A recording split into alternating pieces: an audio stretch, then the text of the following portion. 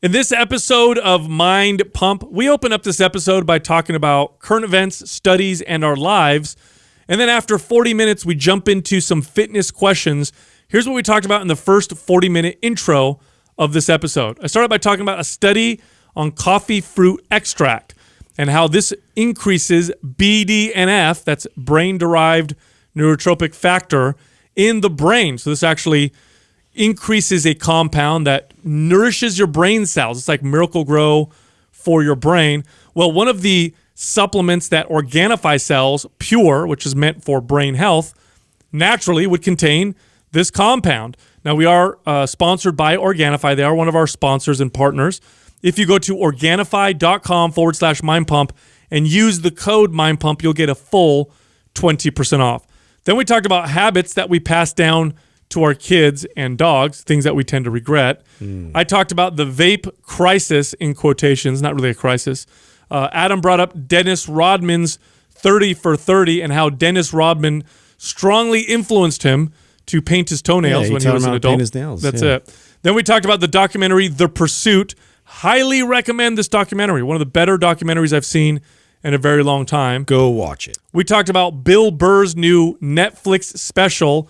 I think he might have jumped over Dave Chappelle in terms of who was more offensive. He was on fire. It was great. On fire. And then I talked about the fatty acid profile difference between grass-fed and grain-fed beef. Grass-fed beef has much higher rates of omega-3 fatty acids, and it's also slightly higher in other key nutrients. Now, one of our partners is ButcherBox. They deliver to your door high-quality meats, beef, chicken, pork, bacon products, sausage products, all kinds of different things. Grass-fed meat to your door at good prices.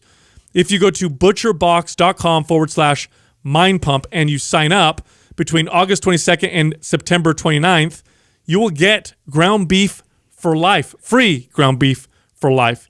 You'll also get 2 pounds of grass-fed, grass-finished ground beef in every box for the life of your subscription, plus $20 off your first box. Ooh, you want to be a high-quality human? You eat high-quality meat. It's crazy. Yeah. Then we got to the fitness portion of this episode. The first question, what pre-workout do we take, and what do we recommend for someone who has a caffeine tolerance? So we talk all about things you can take and do before your workout to give you a better workout. The next question, how do you make the most of your rest time during a workout? So what should you do when you rest to maximize the effectiveness of your workout? The next question, what do we do or not do when we're bored with our training? So we give our advice. If you're someone who's finding yourself a little bored with your workouts and you need a little spice in your life, you'll love that part of this episode. And the final question, should you change your macros when you're having a deload week? A deload week is when you dramatically lower the intensity or the volume of your workouts to allow your body to recover. Also, this month, MAPS Starter, which is our Introductory to Resistance Training program is 50% off. So this program is perfect for people who want to get started with resistance training, for people who want to reap all the best benefits of resistance training. They want to sculpt their body, build more strength, and more importantly, speed up their metabolisms to get leaner. If you're somebody who hasn't worked out in a while, or you have never lifted weights, or you have a family member or friend who needs to get started and they don't know how to get started, this is the perfect program. Here's the best part. The entire program can be done with a pair of dumbbells and a physio ball, so it's extremely convenient. You could do it at home. Now, the program's half off. Here's how you get the discount. Go to mapsstarter.com. That's MAPSSTARTER.com and use the code STARTER50, STARTER50, no space for the discount. What's the deal with the Organifi Pure? They want a pure push. They want to do a pure push. Yeah, pure, like a good old-fashioned pure push, like a drug pusher. It's like missionary style. It's the easiest one to push. It's the thing That's the one we use every day. Hey, I'm always pushing it in my brain. So speaking of which, I'm always looking up compounds and the supplements that we may take, or the stuff that I take, just to see different studies and how they work in the body. There's something in the Pure, because I've talked about how they have lion mane. They also have something called coffee berry extract. That's in there. So the coffee berry is the part that's thrown away whenever we typically make. Is there still remnants of caffeine? No. From that? No. So the coffee berry extract raises BDNF in the brain. Yeah. Brain-derived neurotropic factor. You guys ever heard of that before? Yeah, I have. In fact, I was just listening to a mental wellness TED Talk, and the guy was talking about the importance of that with mental wellness. Yes. So BDNF low levels have been correlated with depression. Yeah. With neurodegenerative disorders. Higher levels have been correlated with better neuroplasticity. So in essence, maybe faster and better learning and healthier brains. I've heard it be compared to like Miracle Grow for your brain. So it's like fertilizer for your brain. And there's things that will raise BDNF in the brain. So this is from the coffee bean? Yeah. So exercise raises BDNF quite a bit.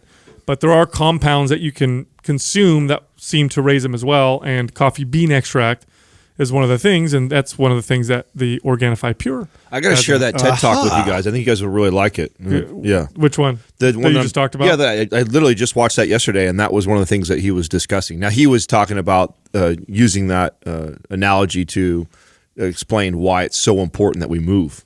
Because I guess when we create the movement, you get your body releases a ton of that, right?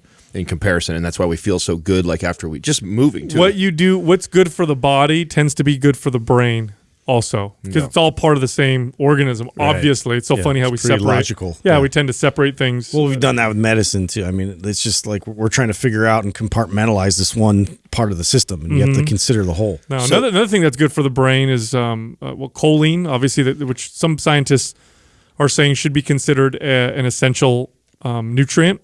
Choline you can find in high amounts in animal products, especially egg yolks.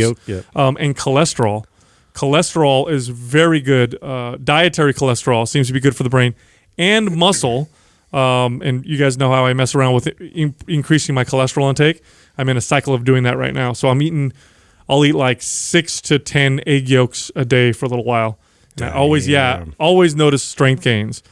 And there's tons of studies, by the way, to support this. Tons of studies that show that. Is that where that yoked terminology comes from? Maybe. Yeah. Maybe that was good. Yoked. Probably Justin's winning. On the dad jokes. He's killing me right now. I have to beat you. You've been like void of those lately. You guys were talking about the BDNF, which reminded me of the TED Talk, just reminded me of something that I wanted to ask you guys, because when I was listening to the TED Talk was actually when I was walking the dogs. And I've got my headphones in. I've got the baby on me. I'm listening. I'm walking the dogs. I'm doing the TED Talk. I'm like doing all this, right? And I get really fucking pissed at the dogs. I actually get really pissed at Mozzie. But and the inside of me, I want to fucking soccer kick him. I'm so mad because he starts acting all a fool. Whoa. And I don't, because I realize that what he's doing is something like that I taught him.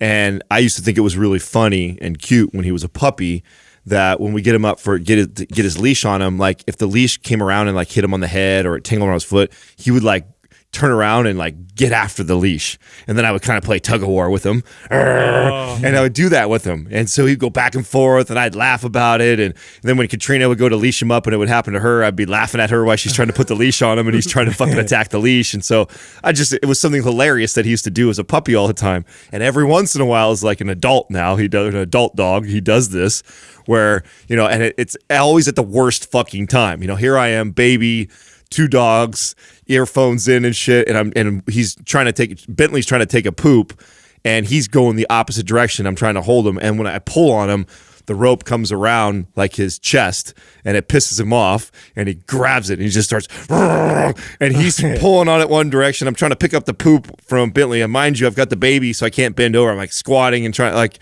I'm so fucking, I'm a mess. And after I calmed down and relaxed all about it, I had this thought, just because I have Maximus on my chest, and I'm thinking about this as a father now. I think, oh wow, this is a really good lesson for myself. Like, there's going to come a time where I'm probably going to teach my son something that I think is really cute and funny now, that later on I'm going to go, motherfucker, why did I do that? Now it's coming by me out. So it made me think I had to ask you guys, obviously, because you've been fathers for much longer.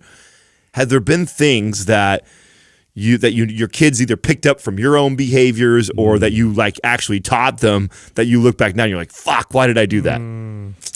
Yeah, I got a couple. You got some examples? Why don't you start us off, Sal? I definitely have a few. Yeah, I knew you guys would. I'm like, so I think one of the funniest things in the world to me, every time, I don't care how many times I've seen it, heard it, are farts. Farts to me are just the funniest. It's like God's joke. You know what I mean? And there's never a situation where you hear a fart in public. Think about that. You're in public, you hear a random person farting. I don't care if it's a kid. I don't care if it's an adult. Yeah, it's always good. It's just fucking hilarious. Yeah. Farts are great. So, and so I grew up that way, and I make jokes about it and whatever. And so then I teach my kids. And so then what do my kids do? They fart on everybody. So they walk up to people. They're little, and then they got a fart, and they'll run over, and the person thinks they're trying to give them a hug. And they'll turn around and push, blast them. Yeah. And they were little kids, they were little, like 2 or 3. And I would crack up laughing, because a 3-year-old, who ran up to you, you thought they were going to give you a hug. So you were all happy. You pick them up, and then they fart and laugh at you, and then you put them down, they run away. Yeah. And as a father, I'm just like, this is great. This is like the greatest thing ever. Yeah. It's not cool when they're like 10, 11. Yeah, because then they're 12. Eating a lot more. Yeah. It's a lot different. Yeah. I had to have that conversation at some point. Like, okay, listen, you can do it to me. I don't remember what happened. I want to say it was my daughter. She was like 4. God, she's gonna kill me one day when she is totally. Yeah, I know they don't do this anymore as much because we've had the conversation. But she was like 4 or 5, and I don't remember what my at the time my wife was doing something, and my daughter just blasts right in the face. She just walks up, she turns, so great. She puts her butt up to her face and then starts cracking up, and I was. Died. Yeah, but it pissed off. My ex-wife right there pissed her off. That's so bad. Always, I mean, that's always a joke, and I could totally that could be one of mine as well. I have 2 other ones that I've taken it upon myself as I have 2 boys, so this is kind of a special thing. Like I don't have a girl, so we can actually do this. We go outside and we pee on the trees. And it's a sort of a ritual that we've had for a while where I'm letting the dog out. He's doing his thing. Me and the boys are outside. Perks of living in the country. Pissing on trees. Nobody's watching us or judging us, whatever. Everything's fine. Yeah, that all kind of came to a crashing halt once we were downtown Santa Cruz, and Courtney and I were in this shop, and then I come outside and I see my youngest just pull his pants so he's peeing on a tree in front of people walking by just laughing. On the sidewalk or whatever. Yeah. He's like 5, and I'm like, okay, this is beyond this is not appropriate. We can only do this certain places. I got to explain to him and undo what I've done, and then he looks like a little homeless person. Yes. I knew you would have an example like that. He's just like, yeah, Dad, I did. He's like he championed it, He's just like, look what I can do. So there was that, and then there's this one that, and this is a little different. So this is more like I feel like this is going to come back to bite me in the ass way later, and I was immediately tried to oh no, cover up what I've done. I was one of my clients had gotten one of these vape pens that was like a vitamin C, or not vitamin B12. And so they're like, oh, it's this new thing, it's this energy, you can vape and whatever. I'm like, that's weird. And so I was like, yeah, I'll give it a try. And so I brought it home, and I'm showing Courtney in my bedroom. I'm smoking it, kind of this is weird. Oh, watch this. And so I started doing smoke rings. And then Ethan around the corner, he comes in and he watches me, and I'm doing smoke rings, and I see his eyes looking at me whoa, that's cool. How do I do that? Oh no. I'm no. I'm no. Listen, son, this was a joke. And I'm oh no, dude, he's going to totally run with that later on, Have you guys been seeing all the hoopla going around about the vape pens or whatever? Oh yeah. People dying and shit like that. Yeah. Well, I mean, okay. 2 people. Let's talk about this. Yeah, we got to be. This is the thing I hate about media is that it's our fault, right? We're the ones that click on the sensational shit. So, according to the media, if you were to believe how often you see these news articles or how often you see this on the internet, apparently vape pens are killing tens of thousands of people every day. It's not super, super rare, but it's blowing up in terms of people's awareness of these black market vape pens. So that's what's happening. People are getting these black market THC vape pens, and they use who knows what as solvents, and it's causing allergic reactions and stuff in certain kids.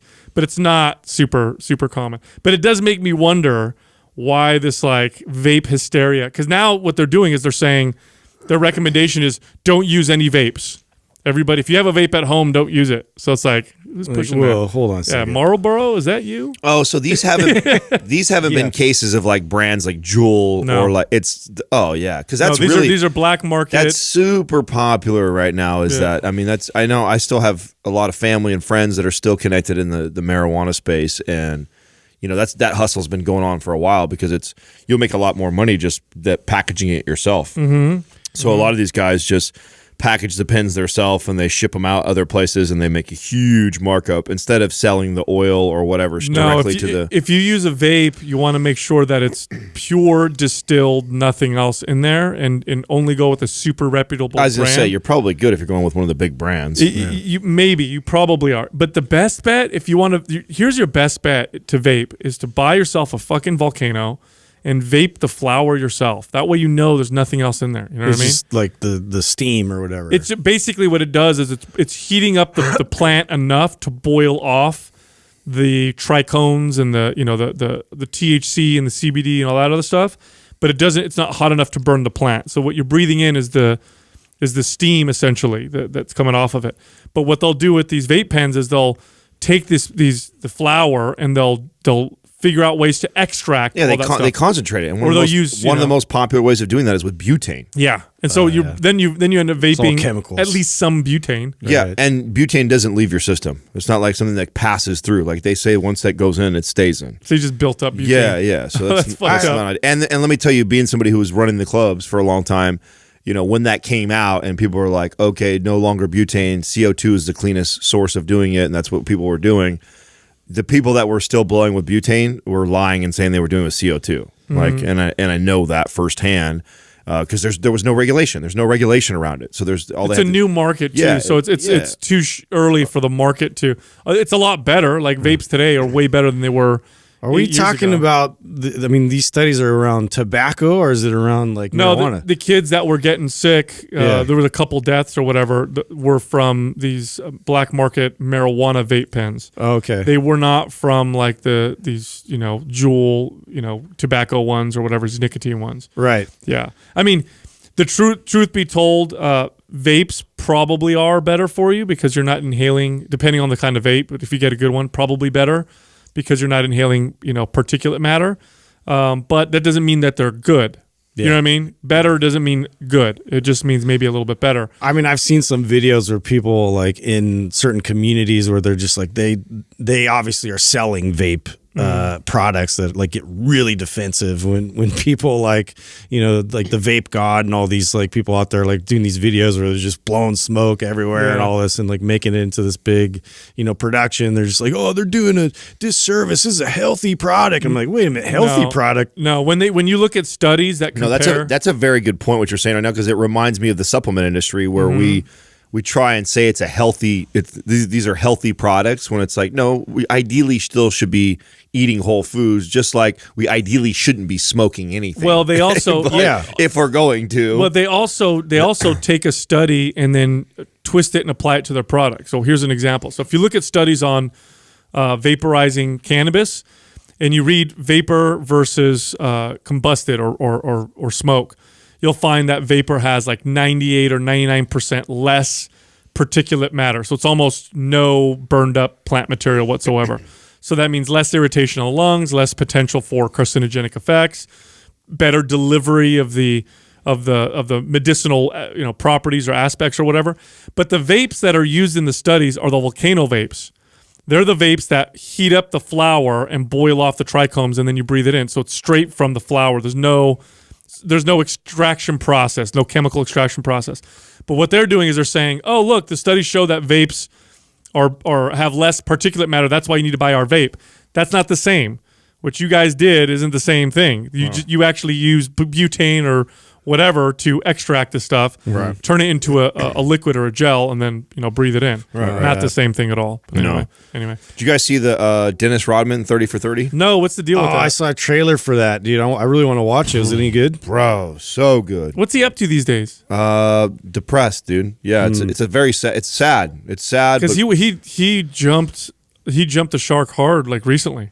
Hanging out with fucking North Korean leader. I mean, he's part of the reason why Trump got introduced to him. How? Because he was the one that first He was bridged there it. first. He was there first for like 5 years. Yeah, before everybody forgets that, dude. Yeah, he was like our bridge. No, to Weird. America. That's actually not a bad point. No, I didn't even think of it that way. Yeah, no, it's actually in the documentary. He talks a little bit. It's one of his proudest things is that he helped make that connection and start that process. Wow, I didn't even think of it that way. Oh, bro, his story is so. It was emotional. I mean, it was emotional already, and then it was extra emotional for me. And it actually, man, it made me really think about some things that lately. I just had yesterday. I did an interview too, and sometimes people go back to like my childhood and ask questions about early stuff in my life. And I just came back from my 20-year reunion. So, of course, a lot of my like high school memories are kind of flying through my head. And I definitely was known for being very unique and different. Like I was always dressed different than everybody else. I've talked to you guys about I wore crazy hats and I forgot until I was watching this documentary. I just didn't put two and two together. In 6th grade, Bad as I Want to Be, biography came out, and that was Dennis Rodman's biography. It was the one where he's naked on the Harley, and it's actually the first book. I got the poster. Did you really? No. That was the first book. Without the basketball. Yeah, that I ever read cover to cover. And anybody who knows Dennis Rodman, I mean, that was like his part of his personality. But if you know his whole story, he wasn't always like that. It wasn't until when that book got released was really his major transition of kind of like, fuck the world. I'm going to be who I am. I'm not going to be afraid to cry. I'm not going to be afraid to paint my toenails or my fingernails. I mean, he dressed like a woman before it was cool. Yeah. You know what I mean? Before it was like a thing. Yeah, no.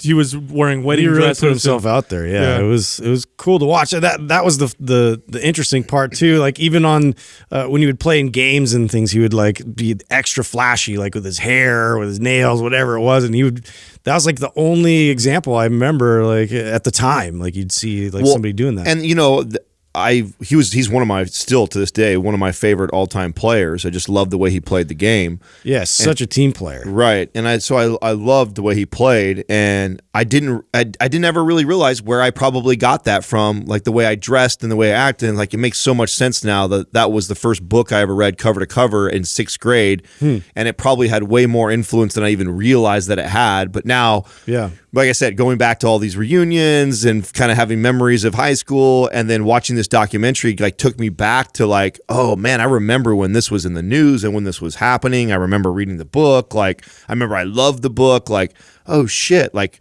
that explains a lot of probably where my personality and my attitude kind of came from as a kid.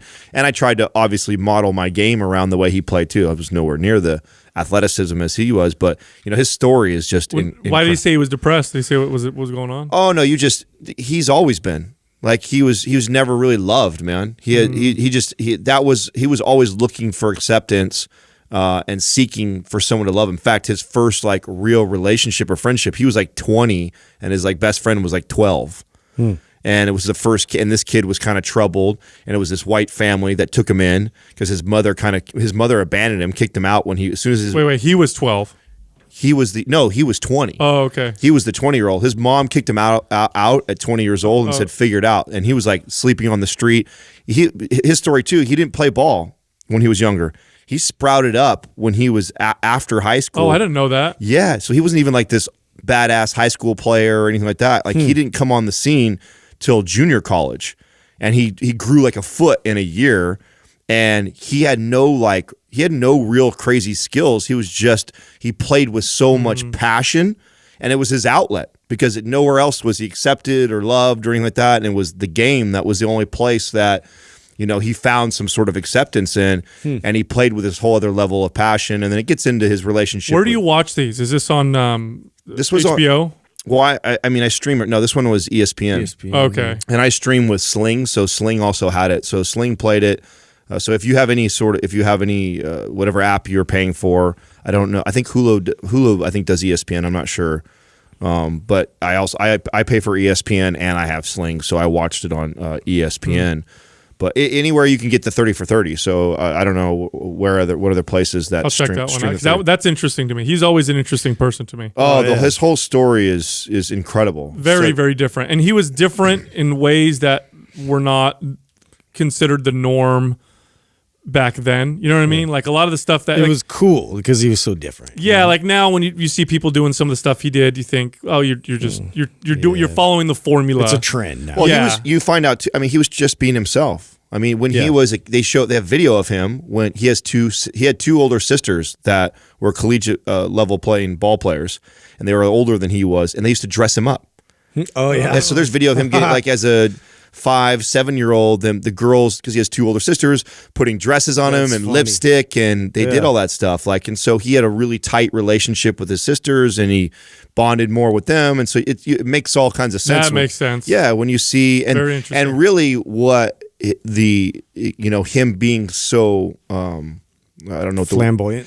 flamboyant about it was kind of him finally, like he was holding it all in, and it was depression and So it just came out. All so finally it was just they like call that a symptom eruption. yeah, it was a symptom eruption, and it's just like that's it. I decided I'm going to take this, and what happened was when he was in Detroit, okay, with Chuck Daly, who became like a father figure for him.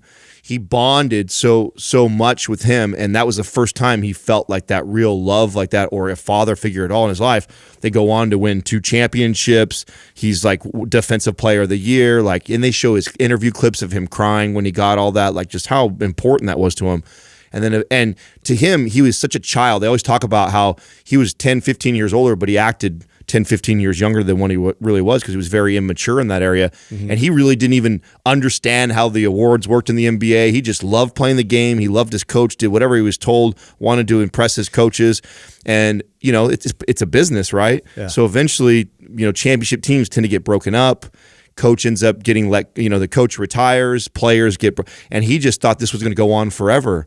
And it just rocked his world. That they abandoned him, and he has these abandonment issues, and that kind of brought out this like, fuck everybody, fuck the world type of, I'm gonna be who I am, as crazy as it is, and he lived the crazy too. I heard a crazy story, like Billy Corbin, from Smashing Pumpkins. He was on Joe Rogan's podcast, and I guess he's like friends with Dennis Rodman. And like they flew to Vegas and everything, like the night before like a championship game, and he's partying till like 4 a.m, whatever, gets like a red eye, comes right back, and then plays awesome. Well, that's what they said. They were talking, the coaches and players were talking about, he was like it was the most crazy thing that you've ever seen. He said this guy played with more passion. And they say that today, like he's probably the most popular, well-known player who didn't have to score any points at all on the court. Like he played with a level of passion and intensity that we had never really seen before, and that was what was so attractive about him. And then he would fucking party till 5 o'clock in the morning, take 20. They had records of him taking like 40 shots of Jaeger. Oh my god! And then coming on the court and just running like a gazelle, animal, and just out playing and out hustling everybody. And so nobody said anything to him. It's not like what did you say at that point? It makes you wonder if these people, these success stories in that sense, as successful as it was with basketball and all that, if that even would have existed had he not had that hard life. You know what I mean? Leading up to it. You know what I mean? I don't believe so. Isn't that weird? No, I believe it totally makes us. Yeah. It's, at least for me personally, I've come full circle that way of, probably as a young teenage kid, just like I was emotional because I can identify with a lot of the feelings that I think he went through. And he had a lot of resentment towards his mother, just like I had in my early years of,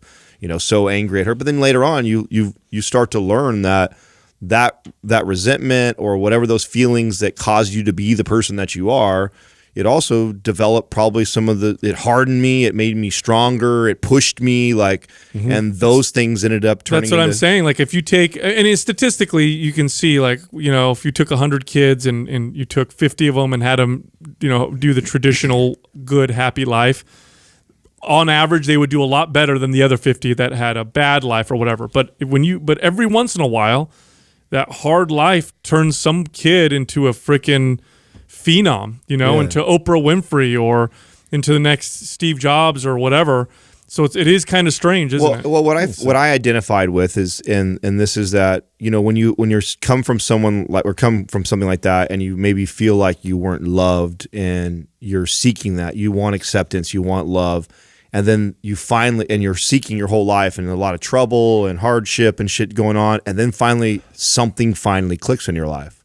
You've got years and years and years And of you all just become a stability. You master right, it. right. You get years and years and years of all this instability and heartache and not feeling accepted, and then all of a sudden you find something that you're passionate and you're good at, and others accept you. And there's got to be a you're level revered for it. Yeah, it's and a level of dedication that doesn't even. And then you're just like, oh my God! Like I finally found something. Like it's your escape from all the other things that have been, bringing you down, and he's been to, borderline suicidal and shit like that, and so you find something like that, and then you just pour fucking everything into it, Crazy. What'd you guys think of that documentary, The Pursuit? Really good. Oh man, I loved that. Wasn't that awesome? It was very strange because it's somewhat political, but like Courtney and myself both, we were like getting emotional, like watching it and watching these people's stories. It's not political, although it will be made into a political documentary. Yeah, no, I agree. I'm just saying that it has like a subject matter that's talking. It's been politicized. Right, been politicized. The guy who made the documentary, Arthur C. Brooke, he was a professional French horn player and then became an economist, and grew up in a very progressive house. And he wanted to figure out. He learned of a statistic that I'm very familiar with, that a lot of people aren't familiar with, which is sad. That between the years 1970 and 2015, I believe, the world that lived in grinding poverty, the kind of poverty that threatens to kill people. They say less than $1 a day. Less than $1 a day. That total population decreased by over 80%. So in other words, within just like 40 years or so, 4 decades, we took 80% of those people and lifted them out of that type of grinding poverty. Millions. Billions. So how did that happen? And that was way ahead of the targets that the World Health Organization and all these big organizations had. They said, hey, we want to be able to do this by the year 2020, and it was done by like 2010 or something like that. How did it happen so fast? And so he went and did some investigating and talked to economists on either side, both, liberal and conservative and in the middle, and did his research. And he came back and realized it was the freeing up of markets. It was the opening up. It was globalization. It was free enterprise, people lifting themselves out.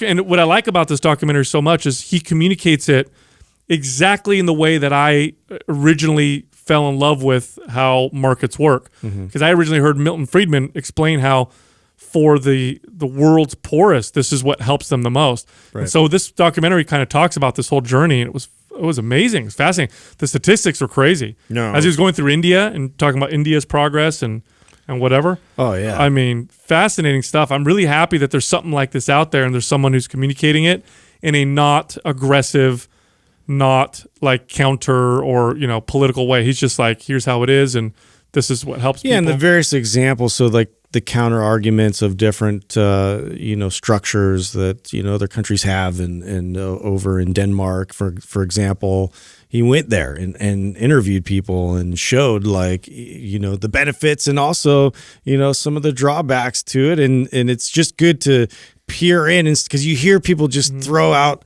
just willy-nilly just examples that, are there to like shut down the argument or the conversation. But let's peer into that a little bit more and see like what that all entails. Well, most of that poverty reduction happened after the fall of the Berlin Wall, which was a very symbolic. It signified the fall of the world superpower, the Soviet Union, and communism. And so when that happened, world governments started adopting more and more free enterprise and free market policies. They started lessening regulation, increasing, they started promoting property rights and rule of law. And then that just spurred this incredible growth. And most of it happened in the where you see the world's poorest people who are able to lift themselves out. So it's really cool to go through and see that in this documentary. It was really, really well made. Very, very well made documentary. No, I'm looking forward to having him. Oh yeah, I can't wait to have him on the show. If we get him on the show, it'd be amazing. Amazing. And then the other thing, Bill Burr. Yeah, Bill Burr. God. Yeah, crushed it, killed it. 1-2 punch. I mean, Bill Burr came out. After watching the Chappelle, episode, I was like, I don't know if he's going to go as hard, and of course, Bill Burr, like, what was I thinking? Like, he came in, like, just guns blazing, just like, hey, this is absurd. This is ridiculous. Like, this is, I was like, wow. Him and Chappelle, Amazing. I think, are just saving comedy. I can't wait till we go see him. Dude. Oh my gosh, I'm so dude. pumped for that. I think they both saved comedy. I swear to God, Yeah. they came out and just swung the bat at everything they're not supposed to. Well, the Bill Burr was just dropped last night, so it'll be interesting to see the backlash that he gets. I mean, we know It's already been happening.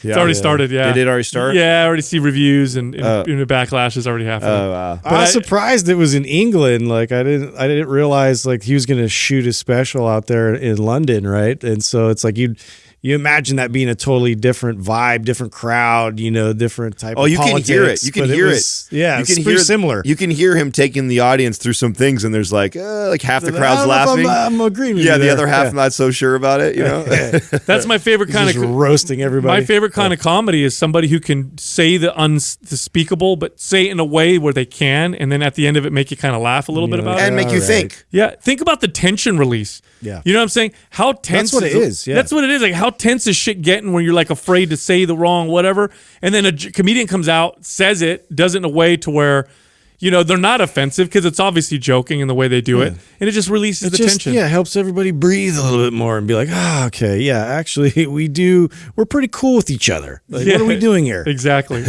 So yesterday, we Jessica and I were watching her friend's little daughter. She's adorable, and when her dad came to pick him up, he told me that he just got Butcher Box because he heard it on our podcast, right? So he just started, and he said he just grilled up the meat, and he was asking me all the differences between, because he noticed some differences. He's like, I got the ribeye, and I grilled them up, and I noticed that they cook faster. I don't know if you guys have noticed this with grass fed. He's like, it cooks faster. Of course, less fat. Yeah, and he goes, and it wasn't as marbled in terms of the fat, and it tasted just a little bit different. So I was explaining to him the difference between grass-fed and grain-fed, and I said, here's the thing, like, if you want just pure palatability, like just taste and lots of fat and all that stuff, grain-fed cows, they just produce that kind of meat. But if you're going to eat meat on a regular basis, you want to go with the healthier version, and grass-fed is just better for you. It's got 3 times as much omega-3 fatty acids. It's a healthy animal. It is. It's a healthier animal. You're eating something healthy. You're eating something sick. Healthier animal. Yeah. Absolutely. Well, correct me if I'm wrong, but isn't when they're grain fed, it changes the fatty acid profile, and you end up getting more 9s than you get 3. Is that right? So the omega-6s are similar. They have lower omega-3 fatty acids. There's like up to 5 times as much omega-3 fatty acids in grass-fed meat. Okay, that's what than grain-fed. Right. And we get a lot. The typical American diet is so high in omega-6 and 9s and so low in omega-3s. You want to get more 3s. And if you're somebody who eats a lot of red meat, that's a good thing. And not only that, and I think I brought this up a long time ago. I remember reading that they actually compete with each other in the cell. So if you get like an abundance or a ton of 6 and 9s, and the cell can only handle so much, and so it won't absorb the 3. So even if you take your fish oil pills or you do something like that, but you're getting so much 6 and 9 through the rest of your diet, it like cancels it out. It competes with it. So it's and red meat is an area that you can get an abundance of omega-3. So ideally, you'd want to have something that you're getting most of that. Well, red meat has some great health benefits in it. It's very high in B vitamins. It's got, when it's healthy, iron. It's got a great, can have a good fatty acid profile. It's high in key nutrients, high in creatine. The highest source of creatine that you can find in traditional, type meats that we eat would be like a steak. Like a nice steak will have like 3 grams of creatine in it, right? So, which is good for your brain, good for your heart, and then of course we know it's good for athletic performance. This is why when you take athletes that consume more red meat than others, they tend to feel more strength and better performance. But if you're going to eat a lot of red meat, like I do, I eat a lot of ground beef, I eat a lot of steak. I eat, I'd say at least 3 days a week, 4 days a week, I'm having some type of red meat. Yeah, me too. You want to choose the one that's going to have a better health profile. You know what I'm saying? Even nutrients, even vitamin A and E, slightly higher in the grass-fed stuff. So if you just have one steak, probably not going to make that big of a difference. But if you eat it regularly, it makes a difference to have something that's what I was trying to explain to him. Well, this is what I've committed to myself to doing, which is, at home, I cook all my butcher box meat. When I go out to a restaurant is when I'm going to get that marbly grain-fed steak every once in a while. So that's just, and I feel like if I'm doing that, I'm getting a good amount of omega-3s this way, and I'm not having to worry about the one time or every other week that we might potentially go out to dinner and have a steak. Dude, speaking of this, it reminds me, I can't remember the name of the show, which sucks, but I wish I remembered it. But there was this other show on Netflix where they would go to different countries and explore like a chef from that area. And so I picked the one that went to Italy. And there was this butcher there that's really famous in Tuscany. And he serves like the best meat. But he's not a chef. He's just he calls himself a butcher that likes to cook. And he has these nice restaurants or whatever. But anyway, they were talking about why is your meat so like world renowned? And he was talking about how he takes care of the cows. And then they showed him with the cows. And Jessica and I both paused the video and looked at these cows. I'm like, I have never seen more beautiful looking cows in my life. These cows looked totally different than the ones that when we drive down to Gilroy sometimes and you see the cows. These cows were prize cows. Their coat was so shiny and they looked so healthy and they were roaming around and they were eating grass. And I was like, gosh, of course the meat's going to be different. People from something don't like consider that, like how healthy that animal is and how like much of the quality of their life was like, and you're consuming that, like you're buying into that. Like we actually like as a family, we went in with another family and got a prize pig too for the bacon alongside our butcher box and stuff. But it's just like, you wanted more bacon? More. They gave me a lifetime. You've already got bacon for life, dude. Bro, their whole thing now is like ground meat, and I'm like, I need more bacon. I'm sorry, I need more. No, they conned us into like getting. I'm like, we already have butcher box. And she's like, anyways, it was a prize pig that won all these awards, and you taste the difference. It's of course it's going to make a difference to the health of the animal. This is why you guys know why milk became so as pasteurized now. Why they even started doing that with milk. Because it was never for most of the time we've been drinking milk. We drank it from the cow. We just drank it. Then we had to pasteurize it because cows in America, they were raising cows in these industrial cities. They were feeding these cows terribly. They were feeding them like something called brewer's mash, which was like the leftovers of what would happen when you would brew alcohol and beer and stuff like that. So they'd take those leftover grains and they'd use those to feed the cows. They kept them in these cramped quarters where they couldn't move. And they just give them antibiotics. And no, this was a long time ago. And the cows were sick and infected, and the milk sometimes would even have a slightly blue tint to it. You can actually look this up. And what ended up happening is kids were getting sick and dying. People were dying from drinking this infected, sick milk. And so then they figured out that you could pasteurize. Pasteurize comes from the word Pasteur, which is the scientist that discovered if you heated things up, it would kill the germs or whatever. And they started pasteurizing milk. But when you pasteurize milk, you also kill a lot of good stuff. You destroy some of the enzymes and nutrients. Like milk, natural raw milk contains some lactase in it. Lactase is the enzyme that breaks down lactose. Right? So sometimes people who can't digest pasteurized milk, if you give them raw milk, they're okay. Yeah. It also if you feed a calf, for example, pasteurized milk, they're not going to grow up as healthy. Well, isn't that one of the hustles too in the milk industry, where the dairy industry, where that they when they talk about or quote studies about how healthy and how great milk is for you, it's like they're using it for like raw milk type studies of all the benefits of it, but then it's really pasteurized and homogenized. Could be. I mean, it could be. I mean, it's so. I mean, the studies show that the full fat milk is better for you. But yeah, so that's why we had to do that. But the reality is, if you have healthy cows that are pasture fed, and you can drink milk from them, and the risk of getting sick from their milk is extreme. Turns out it's a lot better for you. Totally.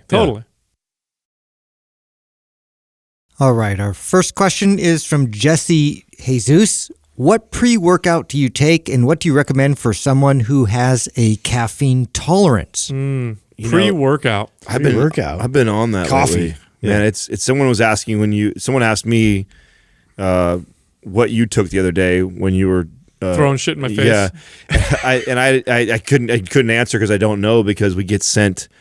I mean, that's probably the number one thing I'd say we get said to us would be pre-workout and supplements. Ironically, yeah, you got to ask yourself before you decide what you want to take or what's worth taking.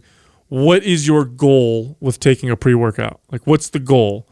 Is the goal to have more energy, better performance, stamina, some more strength, Cognitive boost. maybe cognitive boost, maybe improve recovery, get a better pump. Like these tend to be goals that people have with pre-workouts. And then ask yourself what things contribute to those the most. Okay, so here's some of the stuff that will do that the most. Be well hydrated. Okay, no joke.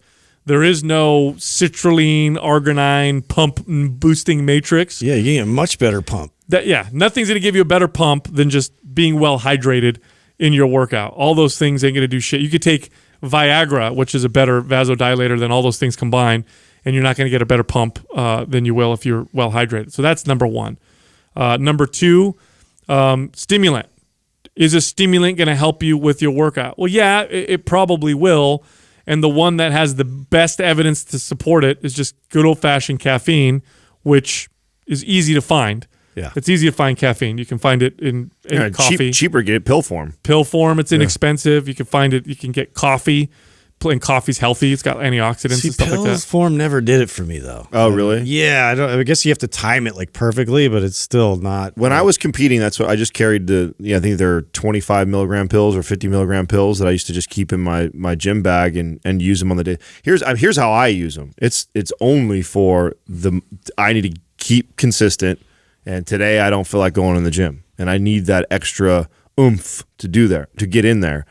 And the thing that I have to be careful of is that being the motivation and then it creeping into a regular thing. Because then it's really hard. Tolerance starts to... Well, not only does the tolerance come up, but then it's also masking what could be going on. Like maybe I really just need to rest. Yeah, that's a good point. And this is close to home for me right now because I've probably had more pre-workout in the last 3 months than I have in the last 10 years. Maybe that's not true because when I was competing, I was having it probably as frequent as I feel I'm having it right now. So I'm having it more frequent than usual, and I know that's because I'm fucking tired. I'm rarely getting more than 4 hours of sleep on nights. I got a lot of stuff going on. I was out of town just recently, and yet I'm also trying to stay consistent with my training. And we get done podcasting, we're sitting under these fucking lights that I can't, that just make me feel drowsy afterwards. And then I want to go out there and lift, and I'm just like, I'm not in it. And I feel like I need to have a pre-workout. And so I have, but what I also have noticed is that's turned into, every once in a while to turning into almost every time that I'm working out. And then I have to ask myself, am I doing more good or doing more harm than good by masking how I probably feel when my body's probably telling me I need to rest a little? Yeah, I think for me too, the ritual of it all, like I think like psychologically, I found myself like needing to have certain things like that. I needed to have the stimulant. I needed to have, the certain types of shoes or whatever it was I was bringing into the workout, or the certain type of music. I really had to have like the angriest music possible for me to get a good workout. Otherwise, like why even do it? And I feel like there's a lot of examples of that I've seen with people that are just like, they got to have their pre-workout, and it's like all part of this like, ritual where, if you don't have that, all of a sudden it's like detrimental. And so I tried to break that whole cycle for myself and just go in sometimes where I'm just not feeling it, but just start slowly going through the movements and then seeing how my body feels. And again, it masks a lot of like, how the state of your central nervous system, everything like at the time. So you have to pay attention to, like why you're really needing to include it every single time. Well, caffeine will give you a performance boost when you work out, but you have to be sensitized or sensitive to caffeine for it to work. And what I mean by that is if you have caffeine every day, then having it before you work out is going to take you from tired to baseline to normal. What you want, if you want to use caffeine as a pre-workout, is you want the caffeine to take you from baseline to a bit higher. And the way you do that is you take time off in between. Ideally, for performance benefits, caffeine should be taken maybe for 3 days a week for your 3 hardest workouts. If you work out 5 days a week, don't take it 2 of those days. Make sure it's the easy days and take it on the 3 hard workouts. If you take it every day, it loses its effect. And people who have caffeine every single day know this. It's like I drink my coffee every morning and then it makes me normal. So that's how you want to use caffeine. As far as amino acids are concerned, because you look at pre-workouts and like, oh, it's got branching amino acids to prevent muscle breakdown. It's got essential amino acids to. Okay, here's a cheap way to do that. Okay, an hour and a half or 2 hours before, eat a piece of chicken. It's got more amino acids than your amino acid powder. Or if you like the powder, just take a scoop of protein powder. You'll have more branched amino acids and essential amino acids in that than your pre-workout is going to provide you. As far as the pump is concerned, citrulline may increase blood flow a little bit, but it's probably largely a waste of money and time. If the thing that might give you a better pump than that would be like beetroot extract. Beetroots or beets in high doses have been shown to improve performance. You could buy beetroot extract. It's pretty inexpensive. I know Organifi makes a red juice that's got that in there, so you could even try something like that. But even that increase in nitric oxide, that small boost, isn't going to do a whole big thing. No. In fact, what I worry more about is if my body should be resting and I'm masking it with all this shit that I'm putting in, I probably would have benefited more from either toning my workout down or taking the day off and resting. You're right. It's not listening to your body, is it? Right. It's like you're walking in and you're like, fuck the signals. My body's telling me I'm going to, it's like, you know what it's like? It's like this. It's like, oh man, my shoulder fucking hurts. There's no way I can bench press. And then a doctor comes in, cortisone shot. Yeah. I'm going to fucking bench. Yeah. Is that a good idea? Right. Not at all. Right. So you make an excellent point, Adam. That's my only concern with myself personally, and I know I can't be the only person that's like that who uses it just because they want it to get them up and go, right? And it's one of the most successful supplement categories. Well, because you can feel it. Because it's fun. Because you can ramp yourself up way too high where it messes up your workout. It's anything that we ever try or do that you can feel. There's no, and that's honestly why the beta alanine and the citrulline, what's the beta alanine is the one that gives you the tingles. The tingles. Yeah, and I think people, I hate that part. It's so funny. It's like I like it. I hate that. Really? It makes my face fucking itch and my fingertips tingle, and I'm like, no, I don't like that. But people I know love that, and I think it's because you can feel it, because you're like, oh, it's working, bro. It's brilliant. And the niacin makes you start sweating early. If you go to like these big conventions, like the Arnold Classic or whatever, and it's like 99% supplements that they're selling or whatever, and you see what they're handing out, the free samples, it's all pre-workouts. Yeah. Because if they hand something else out, I guess you could take a protein and be like, oh, that tastes good, but you're not going to feel anything. No. But pre-workout, I could take it, walk around, come back and be like, I feel that. Let me buy a bottle of that. Give me more. Yeah. But yeah, that's pretty much it. Beta alanine does improve performance. But again, these are small boosts. It's not going to come close to good diet and sleep and all that stuff. Cordyceps. I like cordyceps for really long, grueling workouts. I like to take ashwagandha with a lot of caffeine or theanine with the caffeine to make it feel better. But it just feels good and it's fun. But honestly, it doesn't make... You could take... I would love to see a comparison of groups. I don't think these exist, where they take a group of men, group of athletes, I should say, and they say, okay, do the same workout, same diet, good sleep. Yeah. You take a pre-workout, you don't. Let's see who builds more muscle. As long as everything else is controlled, like forget the creatine, because sometimes pre-workouts include creatine. That'll make you build muscle, right? But it's not the pre-workouts, the creatine. So if you just did the pre-workout stuff, I'd love to see the study that shows you build more muscle. Probably won't find one. No, I don't think so. Next question is from Shay Goes West. How do you make the most of your rest time during a workout? Send nudes. Yeah. You rest. You don't do much. You guys ever have the clients that would be challenging for rest? They're resting, like, okay, well, what do I do while I'm sitting here? Yeah, oh yeah. Yeah. They're just super antsy. Yeah. I'm like, stop. And then you see trainers. But I can go again. I'm fine. I can go again. Yeah. I totally remember that. Trainers that feed into that will like just make up things that they're telling them to rest, but it's really with rubber band exercises in between. Oh, but while you're resting, you can do these exercises. Yeah. No, if you look at the whole picture of the workout and all the components within the workout that contribute to all the results you're going to get, the signal that it sends to your body to tell it to build muscle, get stronger, burn body fat, improve mobility. If you look at the whole picture, a big piece of that picture that contributes to that is the rest period. Okay? So the rest period is not just time in between the workout, time in between the sets, the stuff that does stuff. The rest period actually serves as a role in that big picture. Because if we took your workout and eliminated the rest period, so you had no rest period, your workout would not send the same signal. It would not be nearly as effective.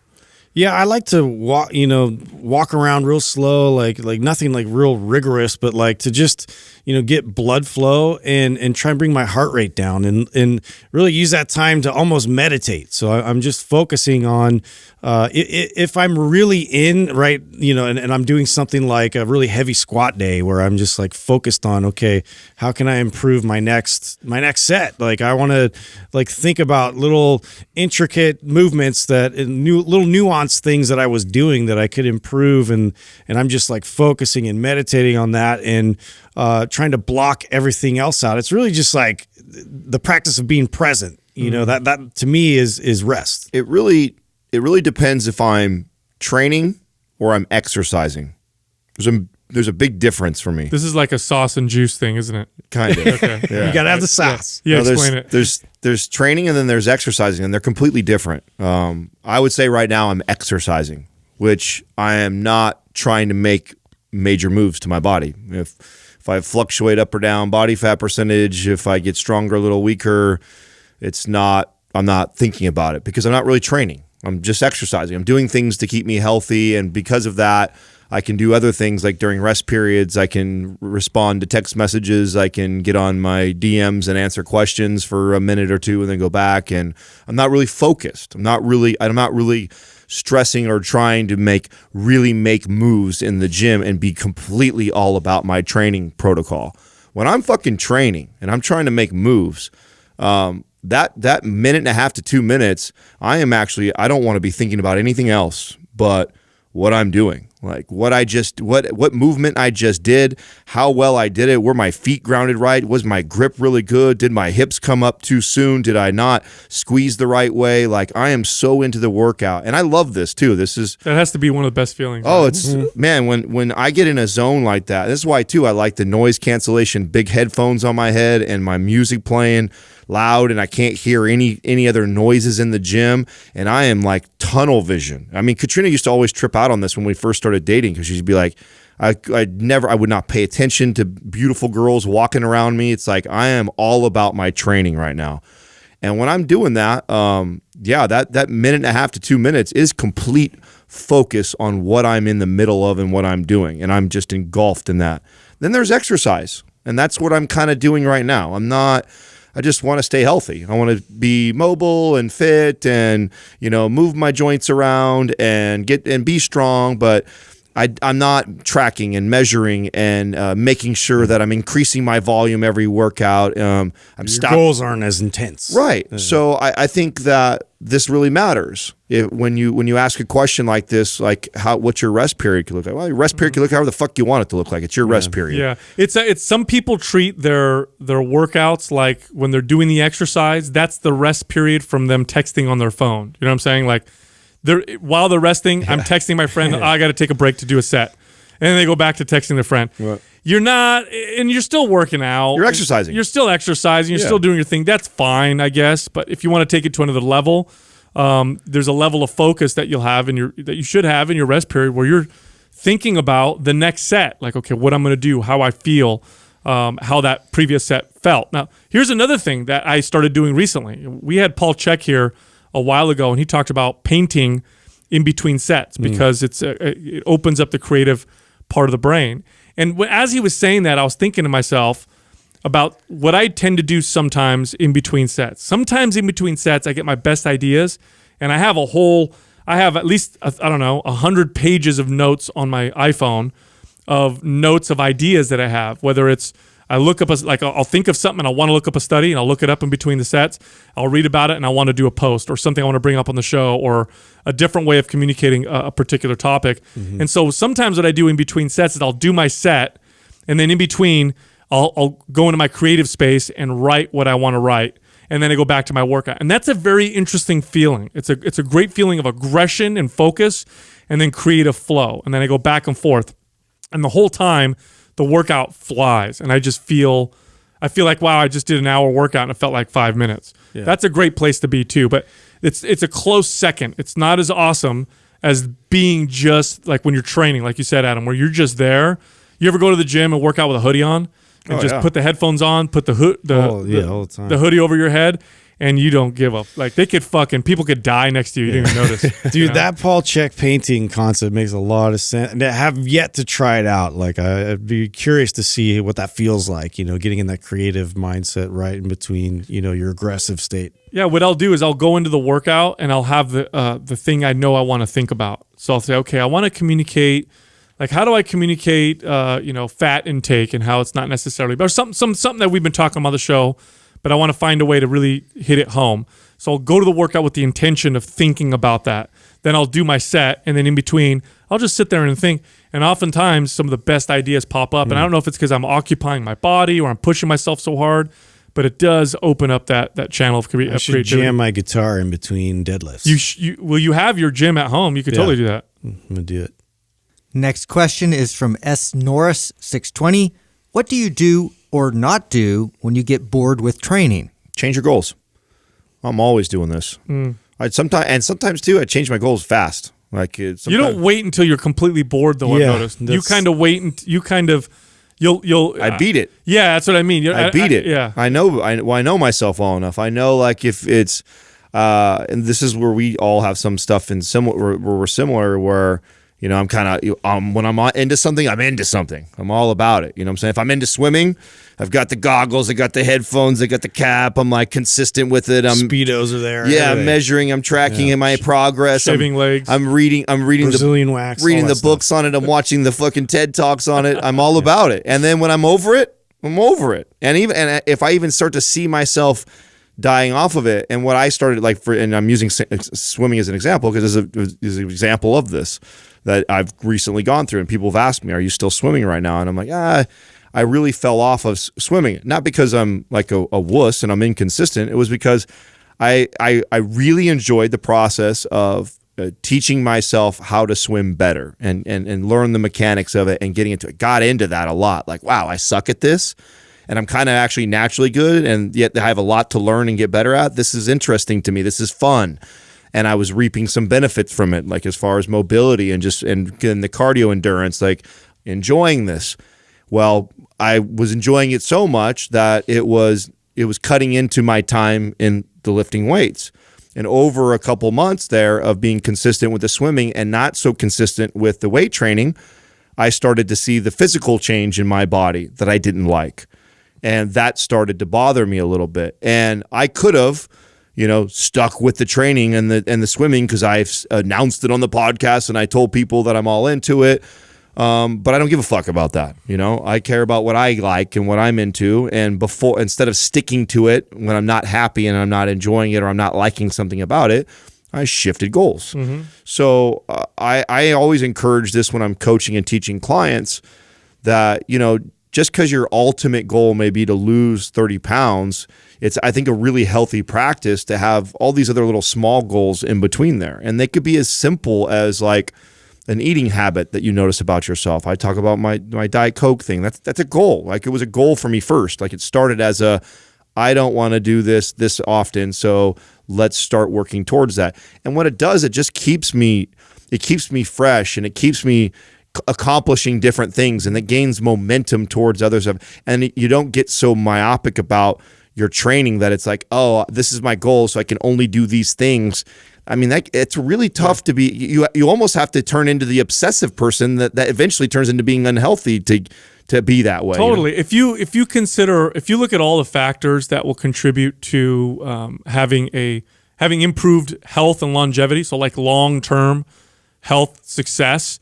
And we look at all the factors, your workout design, the reps that you do, the time of day you work out, all that stuff. And we prioritize them in terms of most important, most impactful, all the way down to the least impactful. The single most impactful factor that will contribute to longevity and health is consistency. There is no factor that is more important than that, okay? So a consistent, dumb workout is going to give you better long-term results than a phenomenal, amazingly planned workout that you're super inconsistent with. That's the bottom line. So whatever you need to do to keep yourself from stopping, it doesn't matter. Sure, there's better workouts than others, but just being active consistently is the most important thing. And there's so many different ways you can work out. There's so many different modalities, so many different ways you can do resistance training, so many different classes and courses you can take. You can do things outdoors, indoors, in the water. You could lift weights or kettlebells. You could do yoga. You could work out with a stick. You could do just body weight stuff. So many different modalities and methods. You could change them every single month and you'll probably never run out for the rest of your life. Well, this is why we create all the programs that we do. Totally. I mean, because that's the idea. Like if you were right now in this kick of improving your performance and, getting back to feeling athletic like you did when you were 20, you have a program. You follow MAPS Performance like that. And you know what? If you're enjoying it and you're loving it and you're seeing progress, nothing stops you from running that a second or a third time. Oh, I'll tell you what, if you want to have a year, you want to have a full year where you're working out and then right when shit's in a high gear, you're doing great, and you're like, okay, I think I got the hang of this, but it's not as exciting. Boom, change gears to a different type of goal, a different kind of workout, and you want to do that for a whole year. The MAP Super Bundle. Yeah. Do the Super Bundle, and you have a workout for basically every quarter set up and ready for you, and you just follow it that way. And they're very different. And they're very different. They're very, very different. But again, it's like, and now there's a flip side to this. The flip side is, you need to make peace with the fact that you're not going to be super hyped, motivated, and excited every time you work out. Okay, so and the reason why that's important to understand and accept is because you don't want to be these people that are constantly chasing the super high motivating type workouts, because that can't last regardless, and you'll end up becoming inconsistent. You'll be extremely inconsistent. You'll oh my God, this new class is so exciting, and then now I'm burnt out and I don't have any more motivation. Well, this goes right back to the previous question. I mean, this is what I meant by the difference between training and exercise, and that's I weave in and out. I weave in and out of being very focused on a serious goal of trying to improve or change something. Like when I first started swimming, I was training. It wasn't just swimming for fun. I didn't get in a pool and leisurely go up and down. Splash your friends. Yeah, splash with my friends. Right? No, I was in there. I was tracking my laps. I was tracking my time. I was paying attention to my stroke. I was going back, reading books. I was training. I was into it. It's not always going to be that way. And that's eventually going to run out. It did. It ran out for me. The excitement of getting better, improving ran out. Now, I didn't just throw away fucking getting in shape or staying healthy or that. I just said I changed my focus. And then right now it's more kind of exercise right now. I'm not really trying to make moves. So be okay with the weaving in and out of I'm hardcore motivated, I'm hardcore training right now, and then right now I'm exercising and I'm just staying healthy. I think it's the same principles, right? What's good for the brain is also good for the body and vice versa. And I think that you definitely get a lot of benefits to mentally by changing it up, learning a new skill, going through a whole different journey. And what you take away from that, you can also apply towards relationships, towards your job, towards whatever focuses in life that you have beyond just your aesthetics and your health. The thing is to be able to plan for that and have that change of stimulus ready to go, so you can just keep that machine turning and have everything burning clean and optimal. Yeah, I've never been bored with lifting weights. It's something I've been consistent with since I was 14. Always, I love it. But the way I lift weights has changed, and it changes so much and so often. There's so many. Your different life ways changes. Yeah, everything. But everything changed, and that's the point. The point is, be active and work out. That's more important than the type of workout you do. Of course, barring the extremes where you hurt yourself or you whatever. It's being active. That's number one. So, and there's a lot of different things you can do. Have fun. Go try them all out. Next question is from Alan A. Greenery. Should macros change during a deload week?